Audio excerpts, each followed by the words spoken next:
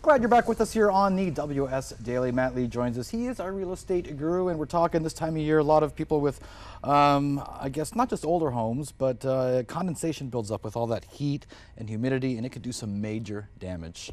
Yeah, so you just, roof prevention, it's just minimizing damage is a big thing that we're kind of going to cover, and it's basically ventilation. To cut it off before it can start. Yeah, so the thing is that if you don't have enough ventilation in your roof, then what happens is the roof itself acts like an oven because the heat can't get away. And I mean, we're dealing with it was 33 the other day.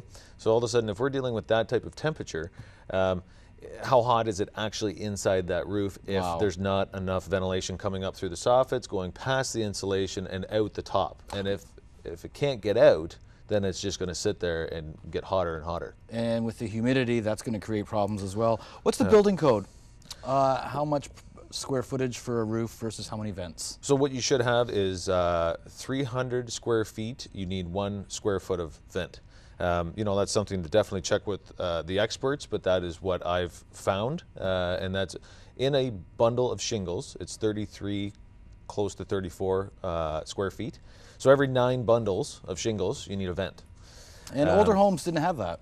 No, so you'd be looking at possibly less. I mean, there was a lot of cathedral ceilings and, the 2-story red bricks. It was like 2.5 stories, so it'd be a little bit different construction. But yeah, they didn't have as many vents. So when you start to get into older homes, they actually had the wood planks, right? So they were actually like an inch and a half thick instead of being thinner plywood or chipboard.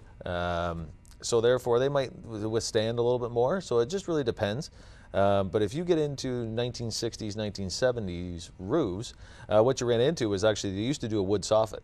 And they used to do like a vent every once in a while to allow that air to come in.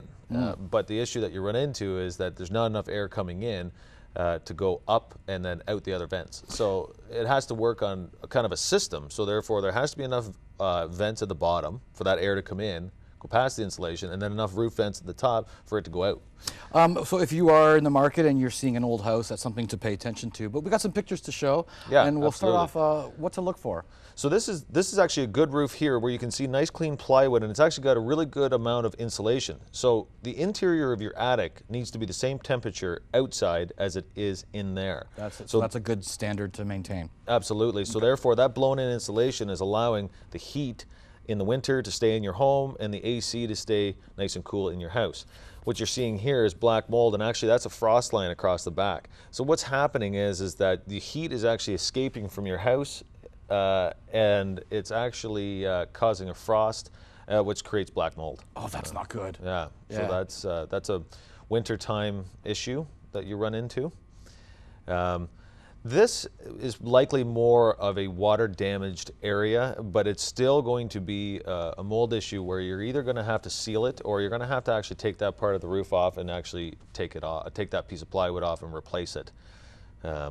Just do away with it. Get all new. If you can, yeah, absolutely. Like if your roof is, still has some life left in it. This is the condensation issue that you're going to run into, and what happens is when it gets too hot, and it's going to nowhere for that humidity to go, it's going to soak into the board, and I mean if it's going to heat up like an oven, because I mean we do get into colder temperatures at night, so therefore going from lower temperatures up to higher temperatures, you're creating all that moisture, and then all of a sudden it bakes during the day. Are we looking at mold here? Is this mold? Yeah. Yeah. So you're getting into black mold. This could be caused by something like that, but it could also be something that's a little bit more of an issue in the home itself. And I mean, that's something where you need an inspector to come in and figure out how bad the damage is. Pynchon would be a company that you would probably have assessed something of this nature because it is at that point. And we have a couple more pictures. We'll get through them quickly here. I guess here's the science behind what is happening here. Yeah, so you see where the soffits are at the bottom of the roof. You're seeing that cold air come up through the soffits, go up past the insulation, which is actually a rigid board that allows that air to pass through and then go out the vent.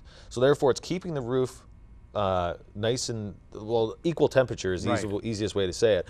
And it's preventing that condensation inside the attic. But not only that, it's actually allowing the proper life of your shingles, because if that roof gets too hot and it's baking from the inside, it's going to deteriorate the actual shingles from the outside. Wow. Matt, we thank you so much. Yeah, no problem. We will see you next week. Yep, sounds good. All right. If you want to get in touch with Matt for any particular reason, here's how.